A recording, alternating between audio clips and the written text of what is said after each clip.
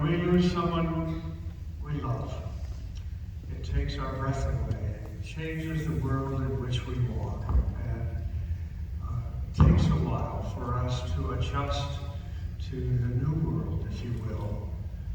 I suppose it's something like what happens when the power goes out and we have to stumble around looking for a flashlight or a candle or something to help us find our way. So it's important that after this kind of experience that we gather together and lean on one another's strength so that we do not try to deal with our loss all by ourselves. So we want you to know of our love and our respect for Tom and for you. And we came here today to honor him and to remember him and to pray with you for him. And to tell you that we too are feeling this loss and looking for some comfort. It was important to us to be here today to talk to you and to one another and to the Lord God. And as we talk together, I know we'll tell stories and share memories.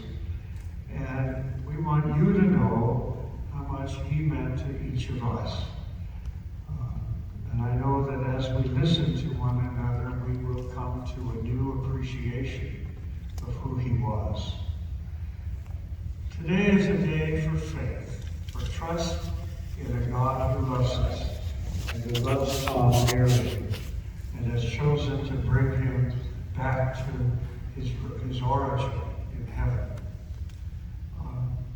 It's a day to trust in God who created Tom and who through him was able to touch our lives in wonderful ways. Today is also a day to give thanks for the gift that God sent us in Tom Kelly. Baptized very young, he lived his relationship with Jesus Christ in such a way that God blessed all of us through him. He was a great gift. And then we think about Tom, we are reminded of God's goodness, God who continued to show us such a wonderful side of himself through Tom. The book of Genesis tells us that each of us is created in God's own image and likeness. So we have the gift of intelligence and understanding, and we have the gift of making choices and decisions. And Tom had all of this. He also had the wonderful gift of love, the ability to put others first, to make sacrifice of self on behalf of others, and in his case, to offer his life and put it in harm's way, if need be, for the rest of us. So a man who loved not only his family dearly, but who in his lifetime, the work that he did, had to think about all the rest of us, and did so with a great devotion to duty.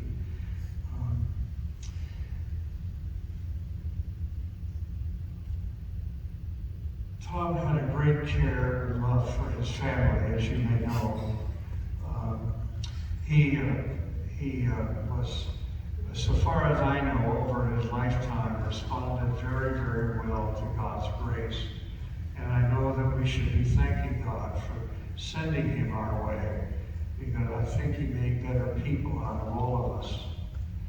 You may know that he was born in Philadelphia back in 1942, right after the Second World War had begun. And he was the eldest of 9 children, and took on responsibilities early in life, even at the age of 11, having his paper route so that he could help find a way to find money to spend and to help his family if that was necessary. Right after high school, he went right off immediately to the Naval Academy in Annapolis. And then when he graduated from there in 1964, 3 days later, he married Mary Ann. Now, it wasn't that kind of a whirlwind courtship. They had met as junior juniors in high school in the first period English class, and so they had been and known and gone together since that time. But Tom was patient. I mean, he got her number, he called her up. I mean, things were good. And so all that time, they both communicated with each other and fought about the wedding and the marriage. And Marianne, her mother, took care of all that part of it. And Tom finished school and came right back to Pennsylvania, and they got married. And then right away, they went off to France, where his first duty station was, and where Colleen was born. And after that tour of duty, he came back to the United States, actually, to Boston, and was sent to school at MIT for advanced degrees in nuclear physics or whatever it was, and naval engineering, nuclear engineering. And then they were moved around the country, back and forth and up and down as the Navy required. And everywhere Tom went, he was given more and more management responsibilities, and he raised in rank. And finally retired in 1994 and came here to Hanford to go to work out here for the nuclear companies, and again taking on big budgets and lots of responsibility for lots of people, as has been his practice all his military life. He always was the responsible man. He took charge of lots of things. Basically, one of the things he was doing in all of these ports where they were stationed was seeing to it that when the ships came back from their sorties out to sea, and however long it took, they'd come back and they'd all need refurbishing and sprucing up, make sure everything went right and was working right. And it was his job to see to it that all that got done, which means all of those people that have to work on ships and in the port make everything go just so. So that's the kind of talent that he had and the responsibility that he had. But in the meantime, you know him. He was a man of few words, very generous, a wonderful sense of humor, proud to be an American that served his country with distinction and honor, a man of deep faith in the Lord, who loved his family, saw to it that they were well taken care of, and saw to it that every time he was home, he would spend his time with his kids best he could, because every place they went, it seems, some different place, each of the children was born. And so he always had a new responsibility to come home and well, hurrah, a new one. It was fun. And it was a great life. It was just a wonderful life. And he thoroughly enjoyed his family. And at the same time, it was sort of a port in the storm part of the time. But he could come home and life was warm and fun and nice, good, really good for him. And it strengthened him to be out giving so much of himself to the rest of us. When there's great love in a family, there's never a good time to say goodbye. There just isn't. Only forever is long enough. And Tom was gifted with a faith given to him by God himself. So he trusted in Jesus Christ, who died for us and who rose from the dead and promised that anybody who follows him would do the same. So he could look forward to life after death. No matter what he was facing, he always knew that he would one day see God. So that was encouraging for him. And he knew that the way you prepare for that experience with God, which he has now seen, is by being loving and caring for people here on earth. When people pass on, there's all kinds of ways of measuring their lives. And I'm just really pleased that the family chose to have us listen to the reading here that we had from St.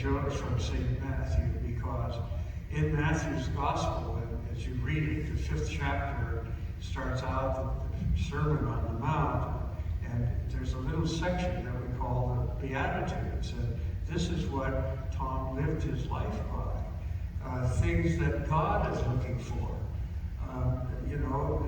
Tom couldn't take with him any of the ships on which he served, couldn't take any stuff with him. It all stayed back here. But the man who met the Lord face to face was just himself, who he had become over his lifetime by the way he lived. And so Jesus talks about that, the humble generosity that we give to others, or mercy and forgiveness that we joyfully give, or sharing burdens and sorrows with one another, or in gentleness, or in winning justice, or creating peace. All of the work that he did in the military was for the sake of peace, so that you and I could be at peace and not worry about ourselves, and do the best we could to take care of ourselves here at home.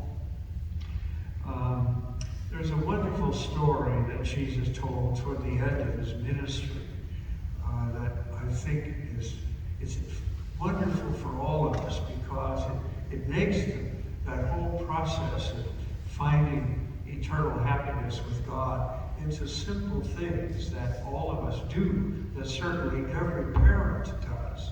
He tells this story about the king sitting on the throne, separating sheep from goats, saying to the sheep on his right, "Come, you who are blessed by my Father, inherit the kingdom prepared for you from the foundation of the world." And they're all wondering what's going on, what do we do? And he starts enumerating. You gave food to the hungry, and drink to the thirsty, and clothing to the naked, and sheltering the homeless. All kinds of things which every parent does. And at the same time, if you just step out of the household, we all do some things like that in our communities. And Tom did that in spades, if you will. I mean, giving your life's work for the sake of your country. He did that. It's all about taking care of others. And that's how he lived his life. So we can confidently commend him to the Lord, because he lived such a good life and was so good to all of us. There's a little story I love to tell at funerals, because it's good, these days you're not so sure people believe, but I just wanted to share with you something that happened back in the 1950s. There was a man very well known both in New York and actually in Hollywood too, a man named Cecil B. DeMille, who made lots and lots and lots of movies. And in the mid-50s, he did a film called The Ten Commandments and won the Academy Award for the Best Picture. It plays on television usually around Easter time. But all of that aside, one of those days back in the 50s, Mr. DeMille was just headed up to here, and he just needed some time away, and so he called his daughter and asked if he could take his grandson fishing with him. And so the boy and Grandpa went fishing. They had a small boat and a small lake. It was a lovely summer day, and they went out and fished, and no cell phones in those days, so it was wonderful. And then in the course of the afternoon, Mr. DeMille was noticing over the side of the boat, down here on the bottom of the lake, these little water beetles or creatures crawling around. and noticing that some of them were floating to the surface, and one of them crawled up the side of the boat and clung onto the gunwale of the boat, and in the warm sunshine, its shell cracked open. And out of that shell came this beautiful dragonfly with many-colored diaphanous wings, flying around, swooping around, and then off to a whole new life, totally different than the life it had known, if it knew anything, when it was at the bottom of the lake. Well, ever after that, Mr. DeMille would always tell the story about going fishing with his grandson and how much he enjoyed it and all the rest. But then he would talk about this transformation that he saw. And he would always end his story by saying, would the creator of the universe do that for a water beetle and not do it for a human being? It was his way of trying to get people in his surroundings in Hollywood to think about there's much more to life than what we can see. That even after the experience of death, which we can't see through, there is more, way more, and it's an existence that's promised to all of us. And so that he was trying in his own way to help people to think about there's way more than what we have now, and that we ought to prepare for that. And we do so by loving one